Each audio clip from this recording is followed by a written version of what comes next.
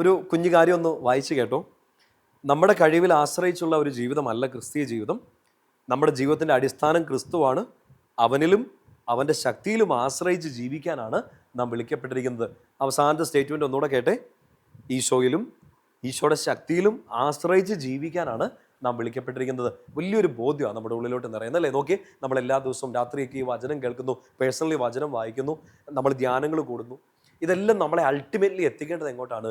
ഈശോയിൽ ആശ്രയിച്ചുകൊണ്ടുള്ള ഒരു ജീവിതം. നമ്മൾ നമ്മളിൽ തന്നെ ആശ്രയിക്കുകയല്ല. ഇപ്പോൾ ഈ വചനം കേൾക്കുമ്പോഴും ധ്യാനം കൂടുമ്പോഴും ഈ ബോധ്യങ്ങളൊക്കെ നിറയുമ്പോഴും നമ്മുടെ ഉള്ളിലോട്ട് നിറയേണ്ട ഏറ്റവും അടിസ്ഥാനപ്പെട്ട കാര്യമാണ് ഈശോയിലുള്ള നമ്മുടെ ആശ്രയത്വം കൂടണം. ഇപ്പോൾ ഈ പകല് മുഴുവൻ നമ്മൾ ചിലപ്പോൾ നമ്മളിൽ തന്നെ ആശ്രയിച്ച് ചിലപ്പോൾ തോറ്റു നിൽക്കുകയായിരിക്കാം. ഈശോയെ എനിക്കൊന്ന് കിടന്നുറങ്ങാൻ പറ്റിയിരുന്നെങ്കിൽ എന്നൊക്കെ ആഗ്രഹിക്കുമായിരിക്കാം. ഈ ട്രസ്റ്റ് ഇൻ ഹിം.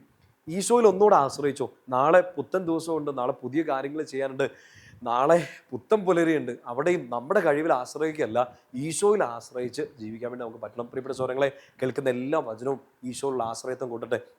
ഞാനിപ്പോൾ വായിച്ച ഈ ഒരു കുഞ്ഞു കാര്യം, ഒരു പുതിയ പുസ്തകം കൈ കിട്ടിയിട്ടൊരു 2 മാസത്തോളമായി. ഞാൻ കഴിഞ്ഞ ദിവസമാണെന്ന് വായിച്ചു തീർത്ത്. മറ്റ് പുസ്തകങ്ങളൊക്കെ വായിക്കുന്നതുകൊണ്ട് ഒറ്റയിരിപ്പിന് തീർക്കാൻ പറ്റുന്നൊരു പുസ്തകമാണ്. പക്ഷേ ഇത് ശരിക്കും നിങ്ങൾ ഒറ്റയിരിപ്പിന് തീർക്കരുതെന്ന് എൻ്റെ ഒരു ആഗ്രഹം. കിട്ടുവാണെങ്കിൽ ഈ പുസ്തകം ഒന്ന് മേടിച്ചോട്ടോ. നമ്മുടെ പ്രിയപ്പെട്ട ബെന്നി പുന്നത്തറ സാറിൻ്റെ ഏറ്റവും പുതിയ പുസ്തകങ്ങളൊന്നാണ് സമയം സമാഗതമായി. നല്ല സുന്ദരമായൊരു പുസ്തകമാണ്. കുഞ്ഞു പുസ്തകമാണ്. കുറച്ച് ചാപ്റ്റേഴ്സേ ഉള്ളൂ. ആക്ച്വലി മറ്റേതൊരു പുസ്തകം വായിക്കുന്ന പോലെ പെട്ടെന്ന് ഒറ്റയിരിപ്പിന് വായിച്ച് തീർക്കാൻ ഞാൻ റെക്കമെൻഡ് ചെയ്യുന്നില്ല. എനിക്കും അങ്ങനെ തീർക്കാൻ പറ്റിയില്ല. ധ്യാനിച്ച് വായിക്കണം. പ്രത്യേകിച്ച് എനിക്ക് തോന്നുന്നു കുറേ ജീവിതാനുഭവങ്ങൾ അത് ഈശോയുടെ കണ്ണിലൂടെ കണ്ട് ഒക്കെ വെളിപ്പെടുത്തി തന്നിരിക്കുന്ന പരിശുദ്ധാത്മാവ് ഇച്ചിരി ആർഭാടമായിട്ട് നടക്കുന്ന ഒരു പുസ്തകമാണ്. നിങ്ങൾക്ക് ഇത് കിട്ടുവാണെങ്കിൽ തീർച്ചയായിട്ടും വായിക്കണം കേട്ടോ. ഞാൻ ഇന്നത്തൊരു മുമ്പേ വായിച്ച ഭാഗം, അതായത് ഈശോയിൽ ആശ്രയിക്കുക.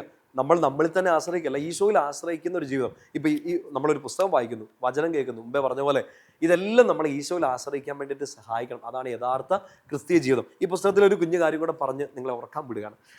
ഇങ്ങനെ ശ്രദ്ധിച്ച് കേട്ടെ. എനിക്കൊന്ന് ഫസ്റ്റ് ചാപ്റ്ററിലുള്ള ഞാൻ 1-2 കാര്യങ്ങളെ അടയാളപ്പെടുത്തിയിട്ടേക്കുന്നത്. ഈ കാര്യം കേട്ടെ. ദൈവം ആഗ്രഹിക്കുന്ന ഇടത്തിലായിരിക്കുക എന്നാണ് പ്രധാനം. അനുഗ്രഹിക്കുന്നവൻ കൂടെ ഉണ്ടെങ്കിൽ എവിടെയും നമുക്ക് അനുഗ്രഹമാകാം. ഇത് ബ്യൂട്ടിഫുൾ സ്റ്റേറ്റ്മെന്റ് അല്ലേ? അനുഗ്രഹിക്കുന്നവൻ കൂടെ ഉണ്ടെങ്കിൽ എവിടെയും നമുക്ക് അനുഗ്രഹമാകാം. എന്ന് വെച്ചാൽ ഈശോ കൂടെ ഉണ്ടെങ്കിൽ നമ്മളൊക്കെ എവിടെ വേണമെങ്കിലും അനുഗ്രഹം. ഇപ്പം നിങ്ങൾ വീട്ടിലാണ്, ഹോസ്റ്റലിലാണ്, കോളേജിലാണ്, മറ്റൊരു രാജ്യത്താണ്. So you can become a blessing. എങ്ങനെ? കർത്താവ് കൂടെ ഉണ്ടെങ്കിൽ, അനുഗ്രഹിക്കുന്നവൻ കൂടെ ഉണ്ടെങ്കിൽ നിങ്ങൾക്ക് എവിടെയും അനുഗ്രഹമായി തീരാം. എൻ്റെ പ്രിയപ്പെട്ട സ്വരങ്ങളെ, കർത്താവിൽ ആശ്രയിക്കുക. ഇന്ന് രാത്രി ശാന്തമായിട്ട് കിടന്നുറങ്ങുക. കർത്താവെ, ഞാൻ ആയിരിക്കുന്ന ഇടങ്ങളിൽ എനിക്കൊരു അനുഗ്രഹമായി തീരാൻ വേണ്ടി നീ എന്നെ സഹായിക്കണേ എന്ന് പ്രാർത്ഥിക്കുക. അനുഗ്രഹിക്കുന്നവൻ കൂടെ ഉണ്ടെങ്കിൽ നമുക്ക് എവിടെയും അനുഗ്രഹമായിട്ട് മാറാൻ പറ്റും. ഈ വചനം കേൾക്കുന്ന നിങ്ങൾ ഇത് ആർക്കൊക്കെ ഷെയർ ചെയ്ത് കൊടുക്കുന്നോ അവരെല്ലാം ഒരനുഗ്രഹമായിട്ട് മാറട്ടെ. നിങ്ങൾ എനിക്ക് വേണ്ടിയും പ്രാർത്ഥിക്കുക, ഞാനും ഒരു അനുഗ്രഹമായിട്ട് മാറട്ടെ. അങ്ങനെ കർത്താവിന് ഇഷ്ടമുള്ള ഈശോയിൽ നല്ല മിടുക്കന്മാരും മിടുക്കുകളുമായിട്ട് നമുക്ക് ജീവിക്കാം. കർത്താവിൻ്റെ അനുഗ്രഹം നിങ്ങളെ സഹായിക്കട്ടെ. പിതാവിൻ്റെയും പുത്രൻ്റെയും പരിശുദ്ധാത്മാവിൻ്റെ നാമത്തിൽ ആമേൻ. ഈശോ മിശിഹായ്ക്ക് സ്തുതിയായിരിക്കട്ടെ.